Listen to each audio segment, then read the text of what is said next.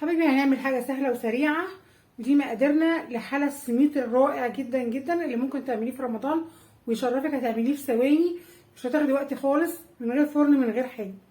وعشان نعمل حلى السميد الرائع ده عندنا مقاديرنا هنا: كوبايه من السكر، كوبايه من السميد المتوسط او الناعم، عندي كوبايه ميه دي للطبقه الاولى، عندي للطبقه الثانيه فانيليا، نشا، سكر، عندي كوبايتين من اللبن او علبتين من اللبن. تعالوا نشوف كده هنبدأ ونعمل ايه. اول حاجة بنضيف السكر، وبعدين بنحط المية بنرفعهم على النار. احنا هنديهم بس غلوة بس على النار، مش هنعمل اكتر من كده. طبعا بنقلب السكر كويس وبنرفعه على النار. احنا هنديله غلوة بس. اول ما بنحطه على النار ما بنمسوش ابدا بمعلقة ولا باي حاجة، احنا بنقلبه على البارد كده.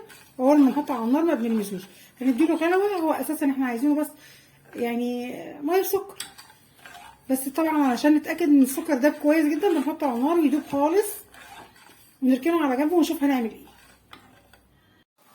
حبايبي بعد ما رفعت الحله بتاعتي واتاكدت ان السكر بتاعي كله داب بالشكل ده،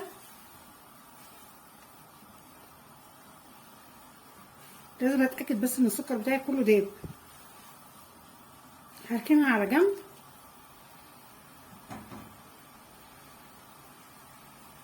هغلي غلوه واروح جايه راكناها على جنب.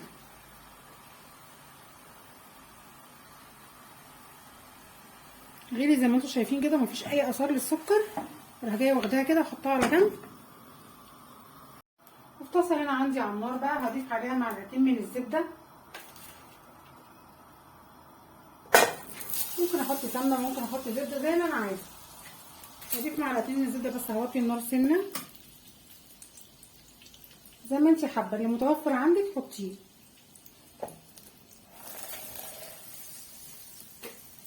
وهضيف السميد بقى وابدا اقلب فيه كويس جدا. اضيف كوبايه السميد بتاعتي وابدا اقلب فيها، اهدي النار خالص وابدا اقلب. عشان وخلي بالنا كويس جدا لان السميد بياخد لون بسرعه.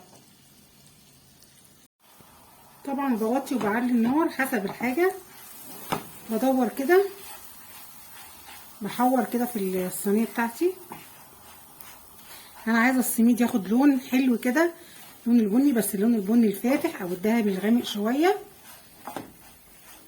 خلي بالكم، بوطي النار حسب ما انا عايزه وبعليها حسب ما انا عايزه لغايه ما السميد بتاعي ياخد اللون اللي انا بحبه. نفضل نقلب فيه كده، هياخد وقت مننا شويه، بس خلي بالكم ما تسيبوهوش، ما تقلبوش فيه علشان بيتلسع بسرعه.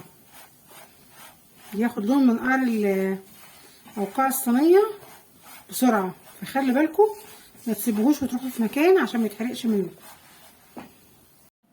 حبيبي ولما السميد بتاعي باخده بقى اللون الحلو ده اللي هو شبه البسبوسه او رمل الجبل كده، حلو قوي، لون كده جميل. اروح جايه بقى نازله عليه بالميه والسكر اللي انا عاملاهم. بس خلي بالكم لان هيطلع صهد جامد جدا. خلي بالك من ايدك، خلي بالك من ايدك ومن وشك.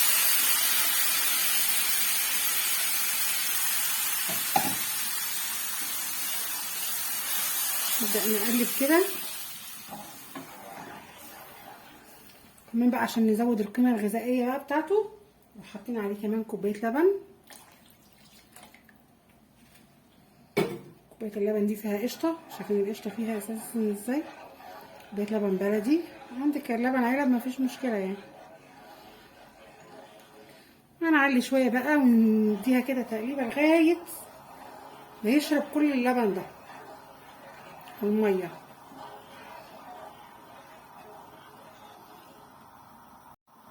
متفكريش ان السوائل كتير، السوائل مش كتير ولا حاجة. السميد من الدقيق، يعني دي السميد الحاجات اللي بتشرب المية كويس جدا.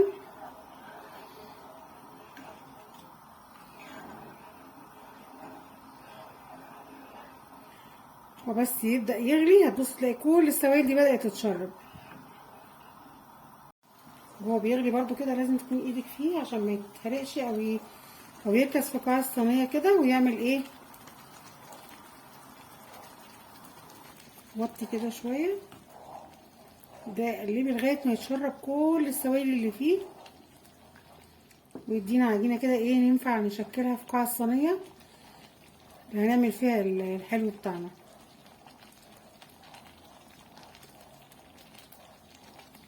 شايفين بيشرب الميه بتاعته ازاي، بدأ يتشربها ازاي. كل ما بقلب وهو على النار بيبدأ يتقل. شايفين بيعمل عجينه كده سهله التشكيل ازاي. هنديله تقلبتين كده لغايه ما نحس ان جمت سنه. واحنا محضرين صينيه هي متوسطه تقريبا مقاسها 26 بايركس.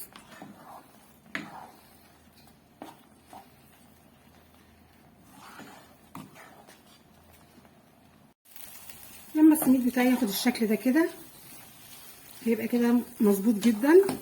هاخده بقى اسكنه في قاع الصينيه بتاعتي اللي هي البايركس دي مقاس 26 24 زي ما تحبوا. حبايبي انا ضفت بقى السميد بتاعي كده في قلب الصينيه، وهبدا اظبطه كده في قاع الصينيه بتاعتي كويس بشكل متساوي، وهسيبه يبرد خالص. وهنبدا نحضر بقى الطبقه التانيه. ممكن بقى نضيف للطبقه، ممكن نضيف طبقه ثالثه كمان، ممكن تكون شوكولاته، ممكن تكون مثلا كريم شانتيه، او ممكن تكون شوكولاته او كريم شانتيه او اي فاكهه عندك منها بتاع دون جيلي مانجا، جيلي برتقال، جيلي فراوله، ممكن اي حاجه فيهم. سوري يعني قلت فراوله معلش سامحوني. ممكن تديها اي طبقه انت حباها. طبعا عندك مكسرات ممكن تضيفيها فوق الوش اللي انت عايزاه، وممكن تكتفي بس بالطبقتين اللي احنا هنعملهم. هنظبط الصينيه كويس جدا كده زي ما انتم شايفين، هنظبطها كويس جدا كده، ونبدا نحطها على جنب، ونبدا نعمل الطبقه التانيه. سوري حبيبي، هنا عشان نعمل الطبقه الثالثه، مش عارفه ليه مصره على الثالثه، هي الثانيه. عشان نعمل الطبقه الثانيه هنروح جايين حاطين علبتين لبن، او ما يعادل كوبايتين لبن او كوبايتين حليب زي ما بيقولوا.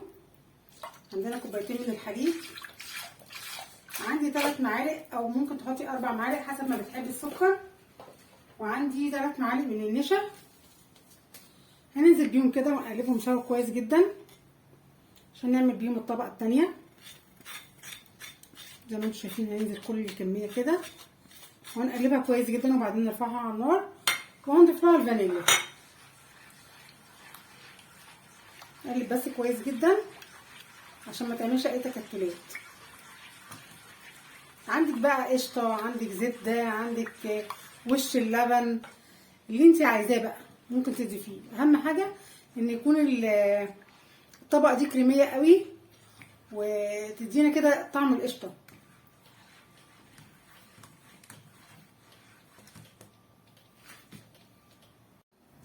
حبايبي ورفعت بقى الخليط بتاعي كده على نار هاديه، وهبدا اقلب لغايه ما يديني خليط كريمي حلو كده، او خليط مدي كده على قشطه. شوفي بقى انت عندك قشطه، عندك زبده، عندك اللي انت عندك بقى، الحاجه اللي تخلي الخليط ده كده يدوب في البق. على فكره ممكن تحطي بدل النشا دقيق، بس انا بفضل بصراحه النشا لانه بيدي طعم كريمي اكتر.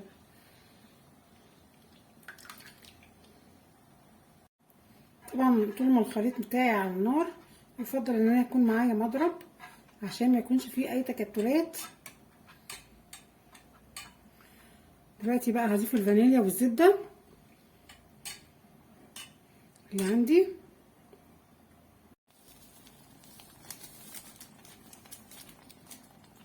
ضفت الفانيليا والزبده وطفيت النار خالص.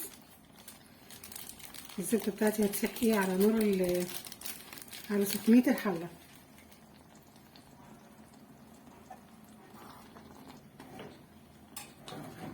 هفضل اقلب فيها كده لغايه ما تدوب.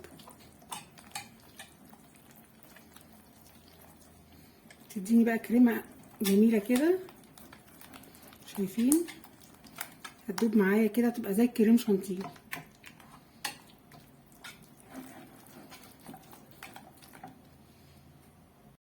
حبايبي وبعد ما الخليط بتاعي اداني شكل حلو كده كريمي، هنزل بيه كده، هبدأ افرده على طبقة السميد.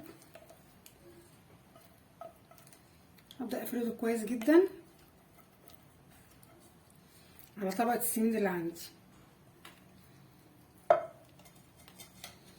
افرده كويس بقى كده ونظبطه.